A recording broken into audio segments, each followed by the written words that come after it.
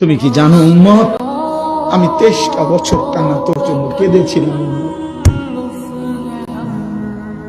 আমি এমন কাঁদা কাঁদছি রে উম্মত তোদের জন্য, এশার নামাজের পরে দাঁড়াইছি, ফজরের আজান পর্যন্ত আমি আমার মালিকের কাছে তোদের জন্য, উম্মতের জন্য চোখের পানি ফেলে কাঁদছিলাম।